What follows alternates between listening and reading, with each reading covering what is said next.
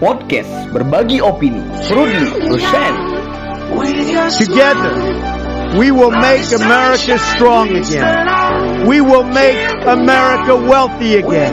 We will make America proud again. We will make America safe again. And yes, together, we will make America great again. Nama Republik Indonesia begitu tingginya bagaimana kuat daripada umat manusia di dunia ini, terutama sekali di dalam kalangan new emerging forces. Esa proclama es patria o muerte.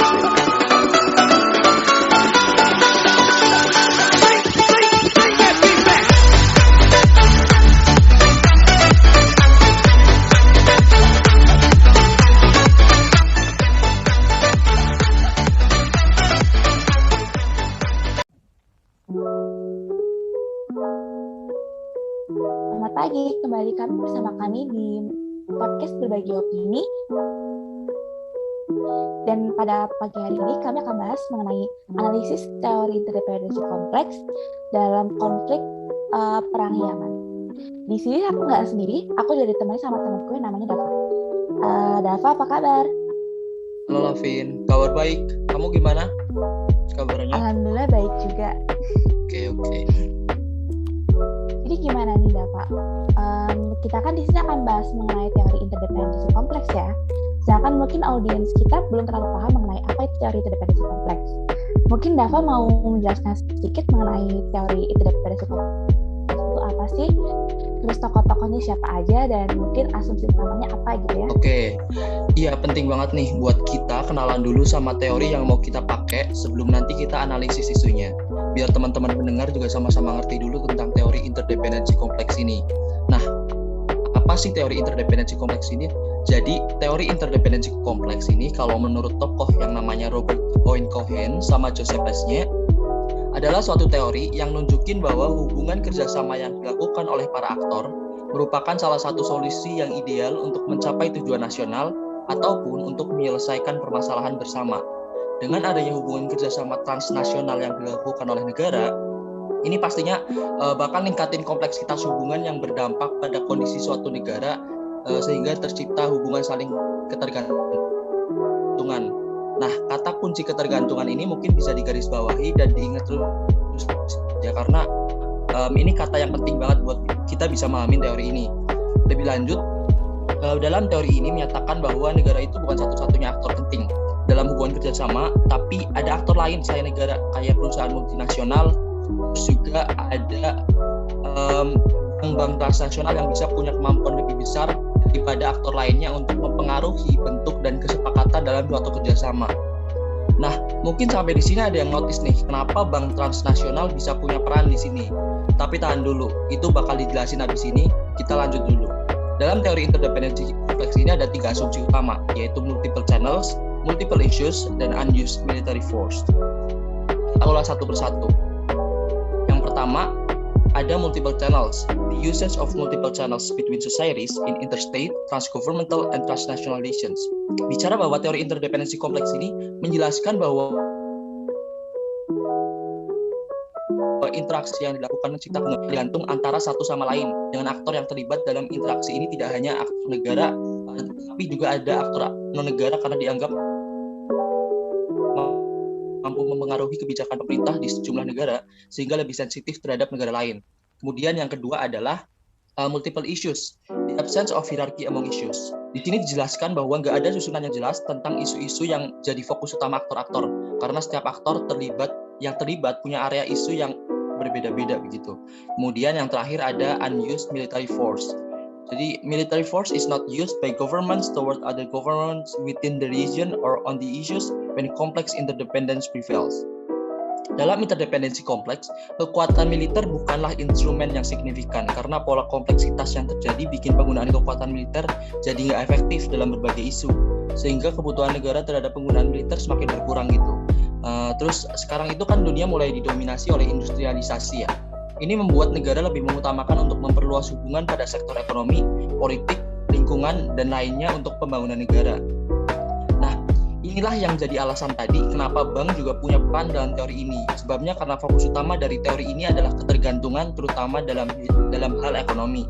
Beda sama misalnya realisme yang berfokus ke militer gitu. Terus jadi ya mungkin itu sedikit banyak penjelasan tentang pengertian teori ini dan beberapa asumsinya yang semoga bisa dipahami juga ya. Tadi kan udah ngomongin tentang apa sih teori interdependensi kompleks itu, apa aja asumsi utamanya juga. Sekarang aku mau denger nih dari Lavin, kalau konsep-konsep teori interdependensi kompleks ini ada apa aja sih? Sama sekalian mungkin tokoh yang berpengaruh nih dalam perkembangan teori ini mungkin ya. Silakan Lavin. Oke, terima kasih Dapa atas tadi penjelasannya yang udah lengkap banget ya mengenai asumsi-asumsi dari teori interdependensi kompleks. Nah, mungkin sebelum aku masuk ke konsep-konsep teori ini, aku mungkin mau sedikit flashback kali ya. Kayak sebenarnya tuh teori interdependensi kompleks itu mulai berkembangnya tuh bagaimana gitu. Nah, jadi teori interdependensi kompleks mulai berkembang itu di sekitar tahun 1970-an. Ketika saat itu negara-negara mulai menyadari nih, kalau misalnya dalam hubungan internasional itu juga ada aktor-aktor lain selain negara. Karena saat itu kan dinamika hubungan internasional sangat-sangat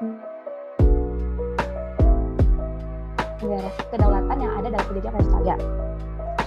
Nah, di sini jadi mulai mempertimbangkan peran-peran dari perusahaan multinasional, institusi internasional, dan juga lembaga transnasional.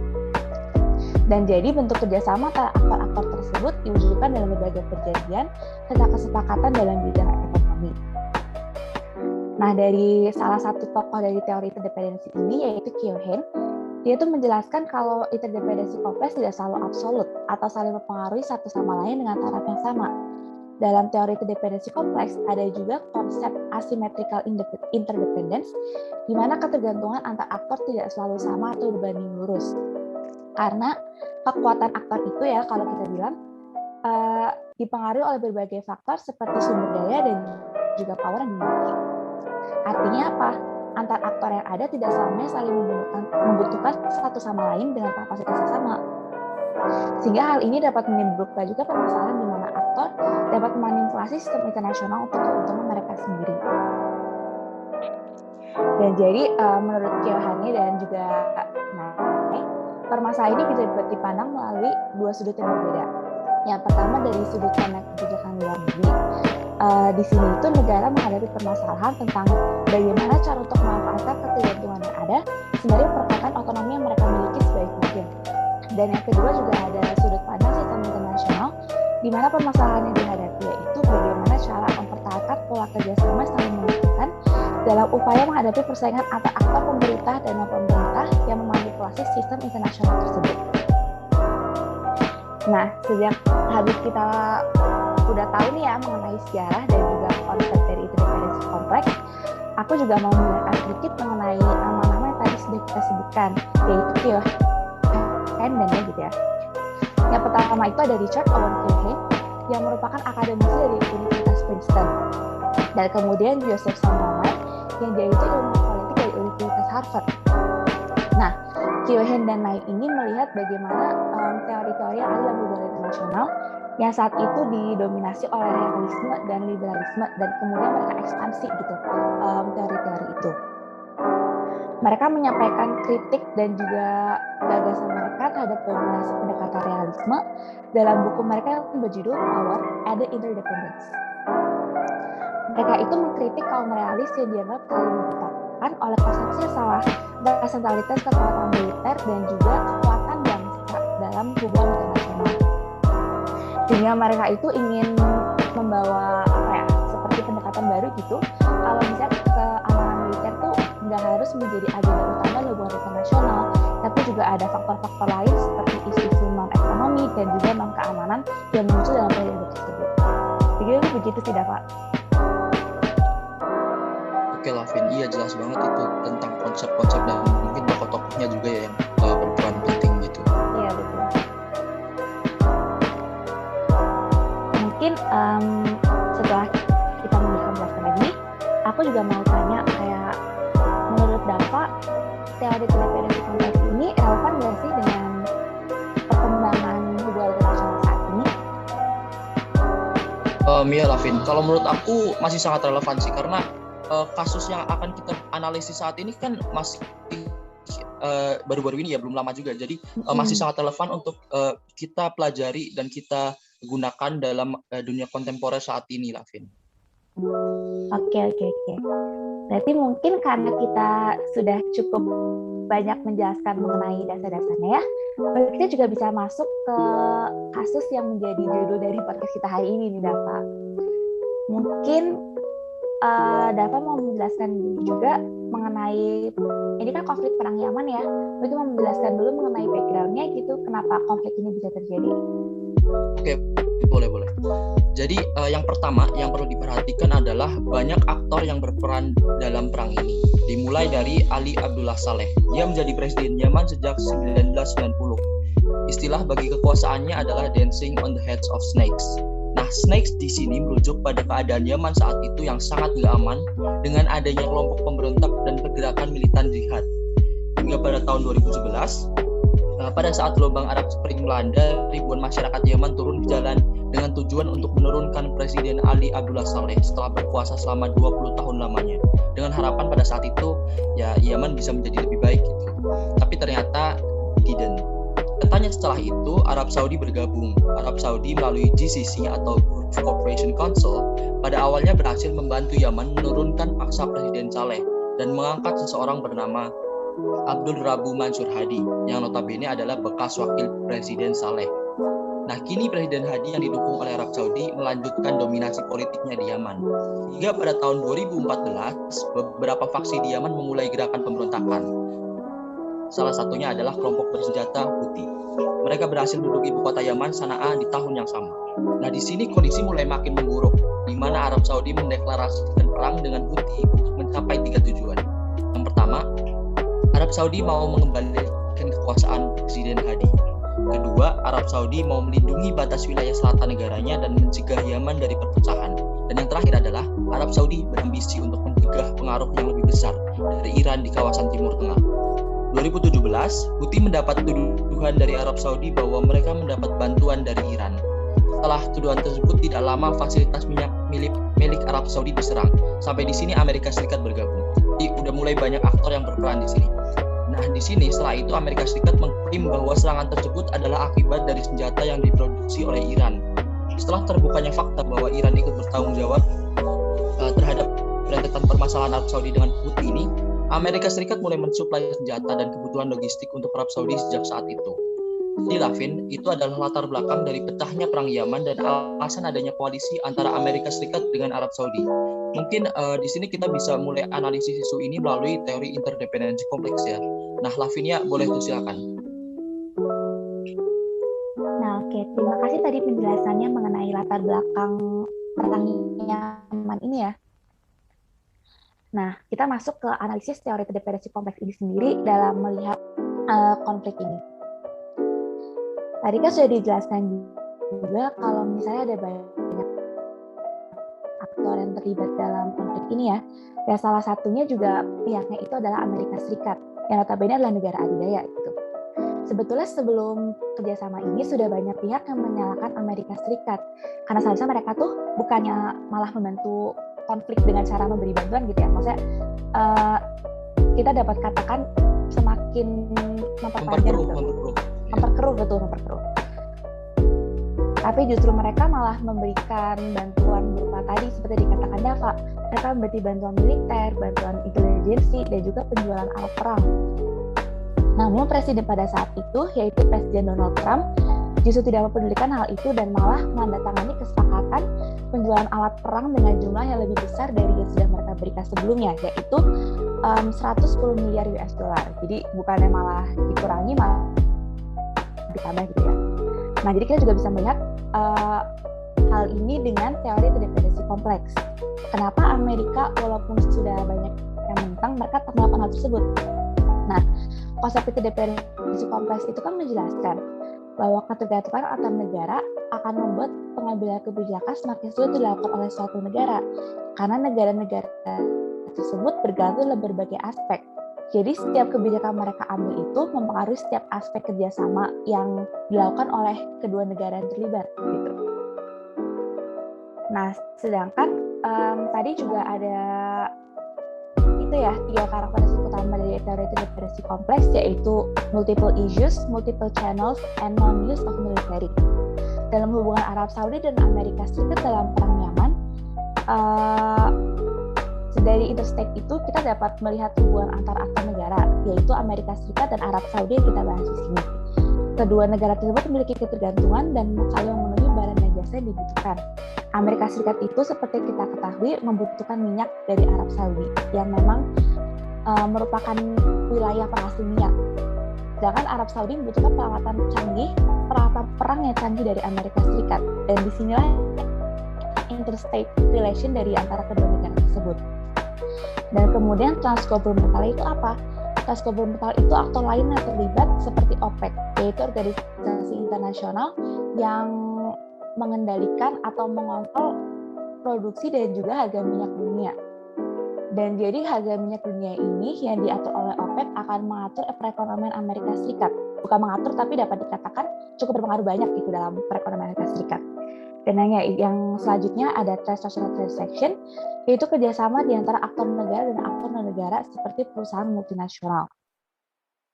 Saudi Aramco, salah satu perusahaan multinasional yang cukup besar, melakukan investasi dalam jumlah yang juga besar terhadap Amerika Serikat. Dan investasi yang dilakukan oleh Saudi Aramco ini membantu Amerika Serikat dalam membuka lapangan pekerjaan dan juga kebutuhan Amerika Serikat terhadap investor asing itu sendiri. Nah, selain dari kerjasama-kerjasama ini, Amerika Serikat dan Arab Saudi juga menjalin kerjasama di berbagai sektor. Dan juga kerjasama-kerjasama ini pada akhirnya juga mempengaruhi pengambilan kebijakan Amerika Serikat gitu. Dan juga ada hubungan yang saling bergantung di sana antara Amerika Serikat dan Arab Saudi yang menyebabkan mereka semakin sulit untuk menentukan kebijakan mereka selanjutnya. Nah, pastinya dari hubungannya saling ketergantungan ini juga ada pengaruh-pengaruh positif dan negatifnya ya, Pak. Mungkin juga Dava bisa menjelaskan sedikit nih mengenai apa aja sih pengaruh positif dan negatif yang diterima dari masing-masing pihak akibat kerjasama mereka ini. Oke, iya Lavin, bener banget. Jadi pasti kalau ada ketergantungan itu pasti ada pengaruh yang positif, tapi juga ada pengaruh yang negatif. Mungkin kita akan bahas pertama pengaruh positif dari adanya ketergantungan ini ya. Untuk Amerika Serikat sendiri, Arab Saudi telah banyak memenuhi kepentingan Amerika Serikat dalam mengejar keuntungan. Hal ini dapat dilihat dari terpenuhinya ketersediaan minyak, investasi serta lapangan pekerjaan bagi masyarakat Amerika Serikat. Selain itu, Arab Saudi juga telah membantu Amerika Serikat dalam mengejar kepentingan di kawasan Timur Tengah.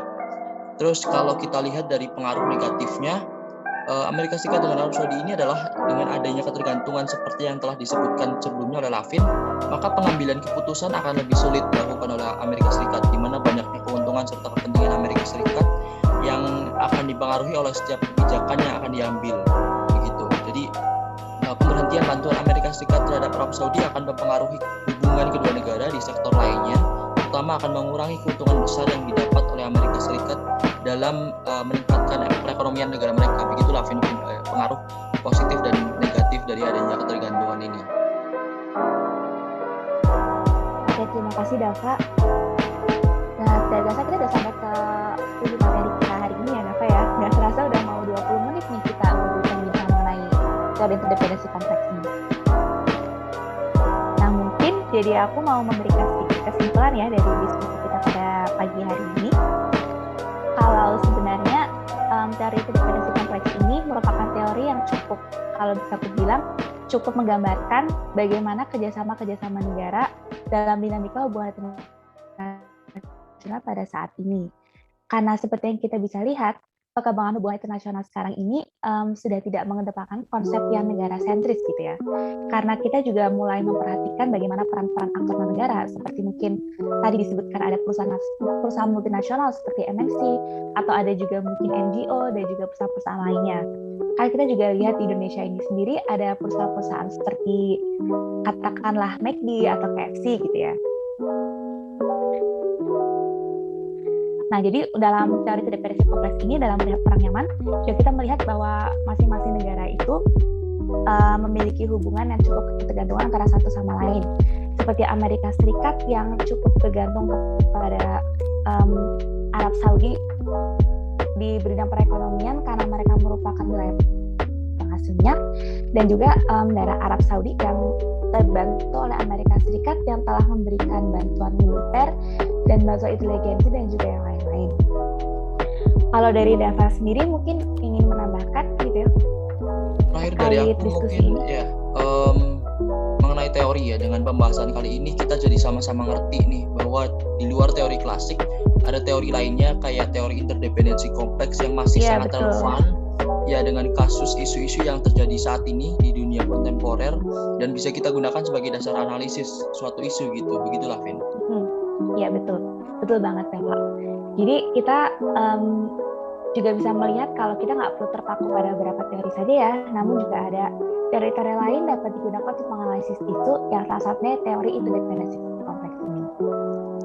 Nah, karena kita sudah sampai di ujung diskusi, kami juga berharap bahwa podcast kami hari ini dapat menambah pengetahuan teman-teman ya mengenai teori interdependensi kompleks dan juga bagaimana negara-negara itu dapat bertindak yang dapat kita analisis mengenai teori ini, dan juga dalam hal ini kebijakan Amerika Serikat di Arab Saudi.